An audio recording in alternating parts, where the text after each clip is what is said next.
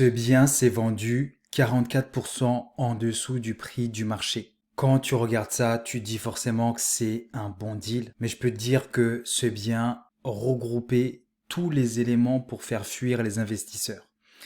C'est-à-dire une occupation illégale, des problèmes de surface, des documents juridiques extrêmement complexes, et donc, au final, personne n'était là pour enchérir. Malgré tout, une personne l'a acheté, moins 44% en dessous du prix du marché, et moi, quand je fais mon analyse, je me rends compte que la personne a réalisé une excellente affaire. Dans cette vidéo, je t'explique tout ça.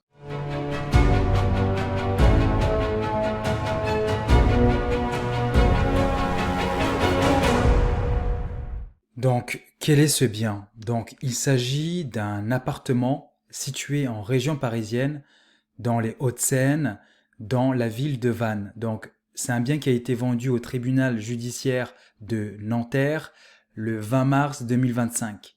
Comme tu peux le voir, le prix d'adjudication était de 160 000 euros. Mais quand on regarde au niveau de meilleurs agents, on se rend compte que ce bien peut être vendu à 336 000 euros. Donc là, quand tu vois les chiffres, tu dis, mais qu'est-ce que c'est que ce truc? Donc là, c'est pour ça qu'on est obligé de creuser davantage. Donc pour te donner une idée en plus, quand tu regardes sur Google Maps, tu te dis, ben, c'est sûr que c'est un logement qui est complètement délabré. Pas du tout. Il s'agit d'un immeuble qui a l'air d'être super bien entretenu, dans un beau quartier. Et puis pour ceux qui ne sont pas familiers avec la région parisienne, qui ne connaissent pas la région parisienne, donc là, le bien est situé là. Et là, on est à 2 pas en fait de la porte de Vannes et on est en fait à quelques pas de Paris. Donc c'est un excellent emplacement. C'est ce que j'appelle dans mon jargon des emplacements premium.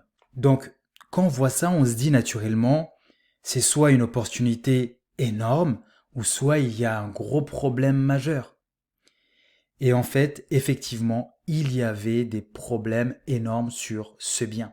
Donc, j'ai pris le temps d'analyser les différents documents qui étaient rattachés à cette vente pour comprendre comment ça se fait qu'un bien soit vendu avec une décote aussi forte, surtout dans le 92, une région, un département qui est ultra recherché, ultra compétitif. Donc, moi, ce que je fais, c'est que régulièrement, j'essaie d'analyser les différents biens qui sont vendus avec des fortes décotes et pour essayer d'identifier des patterns pour que moi, je puisse utiliser ces patterns pour identifier dans le futur des biens en fait qui peuvent ramener des fortes décotes.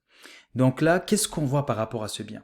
Donc le premier point qui a probablement fait fuir les gens, c'est le fait que le bien est occupé par une personne sans droit ni titre. Donc là, ce qu'on voit par rapport à ça, c'est que donc il y a un bail qui a été signé le 1er janvier 2025.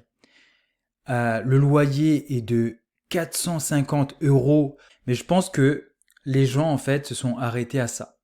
Puis là, ce qui est mentionné, c'est que quand tu creuses davantage, c'est que le bail en fait a été déclaré inopposable au futur adjudicataire par jugement du juge de l'exécution du tribunal judiciaire de Nanterre le 30 mai 2024. Donc ça veut dire que même si dans les documents de la vente, il y a un bail, il y a une personne qui y vit, donc en fait, par rapport à ce que j'ai pu lire rapidement dans le cahier de conditions de vente, c'est le frère de la personne qui s'est fait saisir.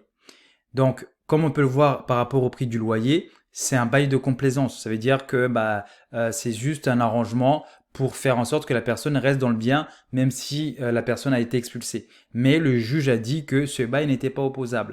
Donc là, la personne forcément va se maintenir dans les lieux et donc il va falloir recourir à une procédure d'expulsion. Donc, qui dit procédure d'expulsion, ça fait peur aux gens. Ça fait peur notamment aux nouveaux investisseurs, aux gens qui découvrent les ventes aux enchères, qui n'ont jamais eu affaire à une expulsion. Alors qu'une expulsion, ça gère. J'en ai déjà fait des expulsions, ça se gère. Donc, puis derrière, c'est que les gens, derrière, ils se disent, ok, si j'achète un bien qui est occupé, que je fais une procédure d'expulsion, par rapport à ce que les médias disent, oui, comme quoi c'est très compliqué d'expulser quelqu'un, c'est l'enfer, etc. donc les délais deviennent incertains. Et donc là, du coup, il y a un risque de récupérer le bien beaucoup plus tard. Donc on ne peut pas l'exploiter, donc on va perdre de l'argent. Le deuxième point, c'est sur ce bien, il y a un litige par rapport à la superficie. Donc quand j'ai commencé à creuser les différents documents de superficie, notamment le certificat de superficie, donc Carrez. Donc là, on peut voir une chose qui est très intéressante. Au niveau du rez-de-chaussée, donc c'est un appartement en duplex, hein. Donc ça veut dire qu'il y a un rez-de-chaussée où il y a une cuisine et au-dessus, tu as le séjour, 2 chambres, une salle d'eau. Et en plus de ça, il y a une cave qui est rattachée à cet appartement-là. Donc c'est vraiment, c'est excellent comme appartement. C'est quelque chose qui peut être vraiment recherché par à la fois par le célibataire ou par une petite famille, quoi. Et donc là, ce qu'on voit dans le certificat de superficie, donc c'est que la cuisine, donc il y a une cuisine qui a été aménagée dans les parties communes, n'ayant pas fait l'objet d'une modification au niveau du règlement de copropriété. Donc quand j'ai lu ça, donc je me suis dit, bah, c'est vraiment très bizarre. Comment quelqu'un peut aménager une cuisine dans une copropriété? Il y a des copropriétaires qui vivent dedans, puis ils disent rien. Donc c'est vraiment très étonnant. Et puis par rapport à ça, il y a eu plusieurs jugements. Donc le syndic a attaqué la personne, etc. Et au final, le juge a constaté et a décidé que c'était finalement quelque chose d'illégal. Donc, ça veut dire que ça, c'est un élément qui fait peur aux gens. Donc, on se dit, c'est quoi? Je vais tomber dans un truc où je vais devoir aller me battre en justice, essayer de récupérer cette superficie-là, etc. Donc ça fait peur aux gens, ça fait fuir les gens. L'autre élément, que j'ai pu constater sur ce bien-là qui a pu refroidir les gens, c'est la complexité des documents juridiques. Donc là, j'ai pas tout mis, mais il y a à peu près 4 documents juridiques, donc des jugements en fait, justement par rapport à l'occupation du bien. Mais en fait, ces documents juridiques, il faut juste lire la conclusion. Mais la plupart des gens, dès qu'ils voient des documents juridiques, ils paniquent. Donc, ils vont s'éliminer automatiquement. L'autre élément qui est non négligeable également, c'est en fait tout ce qui est les diagnostics. Donc, ce qu'on voit par rapport aux diagnostics, honnêtement, il y a rien de fou par rapport à ce qu'on peut acheter dans l'ancien. Donc, on voit que il y a absence de plomb, il n'y a pas d'amiante, il n'y a pas de termites. Au niveau du gaz, donc il n'y a pas de gaz, donc ça c'est correct. Le seul élément qui fait peur, c'est que le DPE a été remonté à G. Donc ça fait peur aux gens. Ils se disent, bon, ben, un DPE AG, je peux pas louer, c'est compliqué, etc. Mais quand tu vas un peu plus dans le détail par rapport au DPE, tu vois qu'il y a un gros problème d'isolation au niveau des murs. Donc ça, c'est quelque chose qui peut également se corriger. Puis l'autre élément, on peut se dire, bah, forcément qu'il y a beaucoup de travaux à faire par rapport à ce bien. On doit se dire, tu sais, on peut se dire, oui, je dois tout refaire par rapport à ce bien. Mais je vais vous montrer les photos en fait par rapport à ce bien, et puis vous-même, vous allez juger, vous allez me dire si il s'agit d'un bien qui est totalement délabré. De mon point de vue, non. Donc là, on voit sur cette photo-là que l'entrée se situe à ce niveau-là. Donc on doit passer par la cour intérieure pour accéder à l'appartement. Donc là, on voit donc la composition. Donc ça, c'est le premier étage. Donc ça, c'est le rez-de-chaussée qui, normalement, comme par rapport aux décisions de justice, appartient à la copropriété. Donc là, ensuite, on voit donc cette fameuse cuisine qui a été finalement en fait refaite de manière illégale, donc en l'encontre par rapport au règlement de copropriété. Puis là, ensuite, on arrive au niveau du premier étage. Donc là, on voit que c'est un appartement qui est plutôt bien entretenu, qui est même assez bien décoré. Donc, on peut pas dire qu'il y aura énormément de travaux à faire au premier étage. Et puis, tu sais, ce que j'aime bien avec les huissiers, quand ils font l'analyse du procès, quand ils rédigent le procès verbal de description, ils essayent de dire de donner l'état finalement du bien. Donc là, ce qui ressort, c'est que c'est un état normal, d'usure normale. Donc il n'y a pas de choses étranges comme de la moisissure, des fuites d'eau, etc. Maintenant qu'on a vu tout ça, la question qu'il faut se poser, est-ce que ça reste quand même un bon investissement? C'est là maintenant où on va faire une analyse un peu plus détaillée et on va regarder les vrais chiffres et puis on va pouvoir ressortir tout ça et ressortir tout ça avec la décote réelle ou pas et juger si c'est une bonne ou une mauvaise affaire. Donc, comment on va faire ça? C'est très simple. On va utiliser ce que j'appelle la calculatrice d'enchères. On va mettre les chiffres et puis on va voir ce que ça donne au final. Donc, je l'ai déjà rempli pour faire gagner du temps. Donc là, donc ça, c'est un outil que j'utilise là pour m'aider à faire des analyses assez rapidement pour savoir si c'est une bonne ou mauvaise affaire. Donc là, tout simplement, donc là, j'ai mis les frais d'acquisition. Au niveau des frais d'acquisition, j'ai mis le prix d'achat.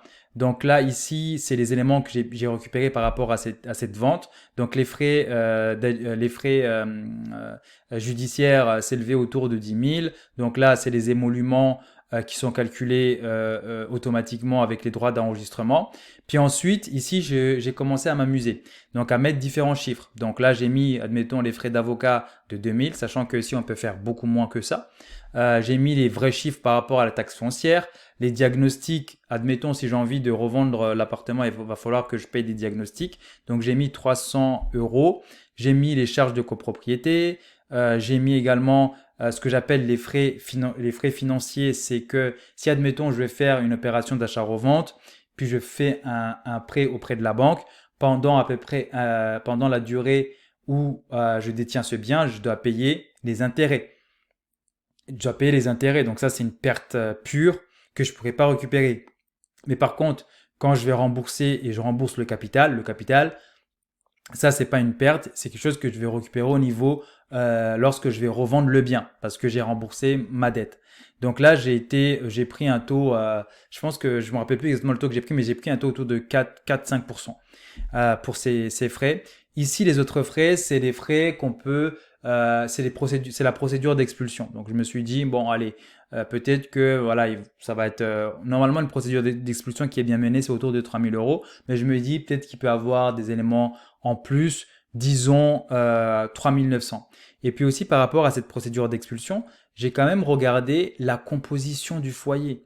Donc je sais que si admettons si c'est des personnes âgées qui sont dans le logement, ça va être compliqué de les déloger. Mais là c'est une famille, un jeune couple avec certes un enfant, mais la loi c'est la loi. Donc si les personnes doivent être expulsées, ça va être tout simplement appliqué.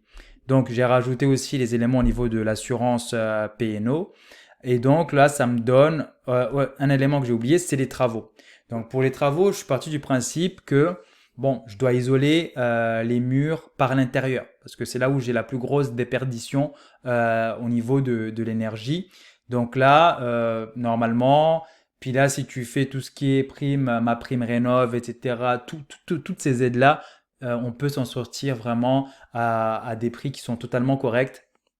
Donc les gens des fois ont peur quand ils voient ça, mais on peut isoler les murs de l'intérieur et finalement ce qu'on paye à l'artisan c'est totalement correct. Donc moi je pense que je suis parti sur à peu près 10 000 de travaux.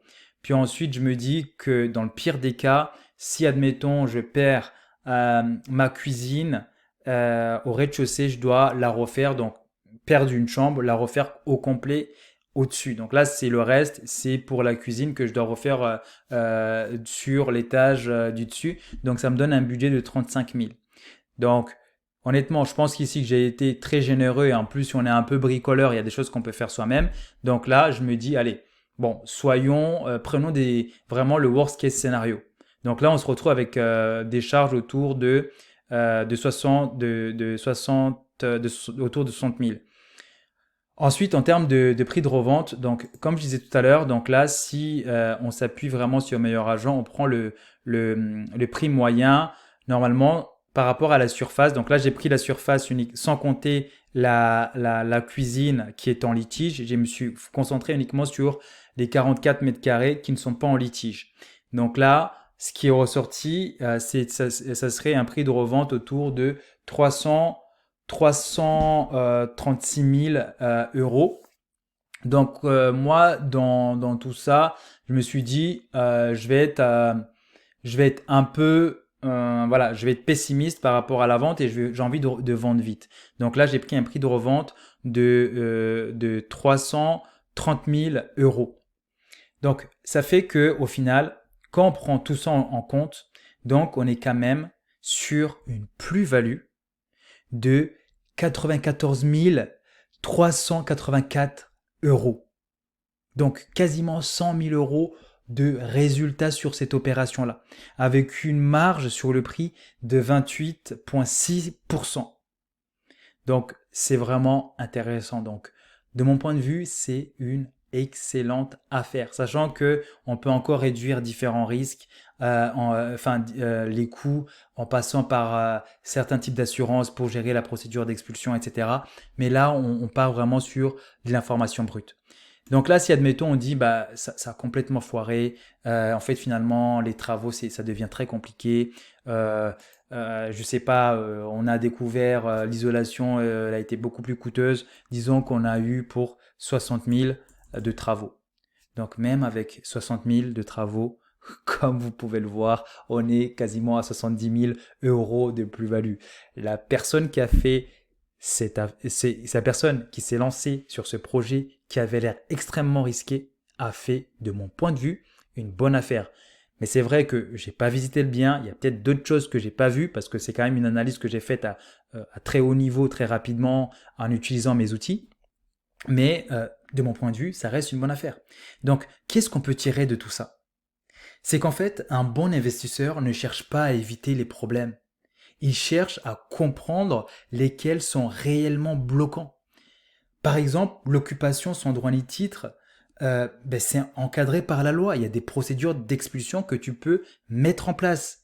Le litige sur la surface, c'est quelque chose qui est identifié, donc toi tu composes avec ça. Tu fais tes calculs en fonction de ça.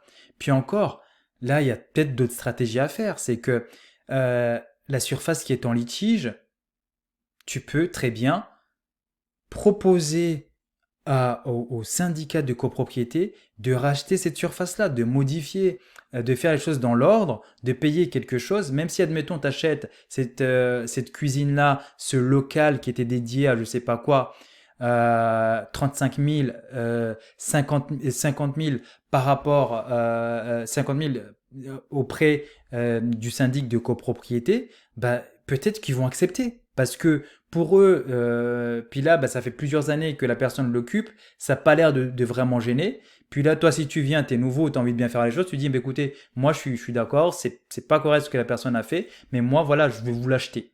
Je vais vous l'acheter, allez, je vous donne 40 000 euros.